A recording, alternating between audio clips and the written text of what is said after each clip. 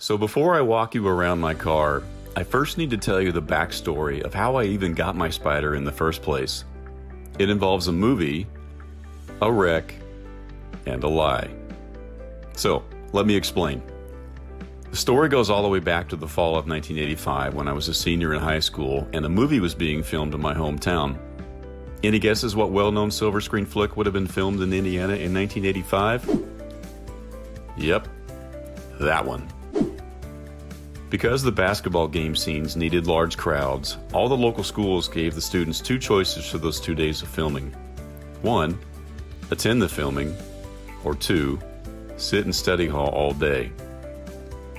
Well, because we didn't want to cut our glorious mullets to look like we were from the year 1953, 2 of my best friends and I decided we'd choose option 3, skip school altogether. So we hopped in my car, a little 75 Monza Town coupe that I just recently V8 swapped, and off we went to Indianapolis. While there, I accidentally wrecked my car by rear-ending someone.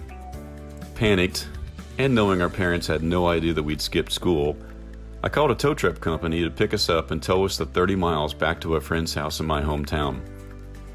Once there, I put on my best Oscar performance, called my parents from a payphone, remember, it was 1985, and cried to them that someone had smashed into my car in a hit and run, and I was devastated and I didn't know what I was going to do. Surprisingly, they bought it. The next day, having no car to drive, and still not wanting to sit in study hall all day, I decided to attend the filming of the movie Hoosiers. So for your entertainment and my humiliation, here I am, hair slicked back, 1950 style, with what felt like 3 pounds of dippity-doo, cheering on the home team during the movie's regional basketball game in my 15 minutes of fame. You're welcome. Well, the filming was over, and now fast forward about another week, and I was convinced I wanted another V8 Monza. So I searched the for sale ads in the papers and happened across an ad for a 1978 Monza Spyder V8 with all the options. The next day, my dad and my brother and I hopped in the car to go take a look. When we got there, it was dark out, but I could instantly see it was red, it looked cool, had a white interior, and when I opened the door to sit inside, I happened to look up and notice something different. The roof of this car was completely glass. I remember saying, "Dad, check out this roof."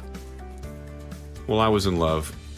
And long story short, Dad made a deal with the owner and we brought it home for the measly sum of $2,000.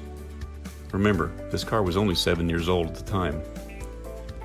I drove this car all through my senior year of high school. It followed me across the U.S. after I graduated and joined the Air Force.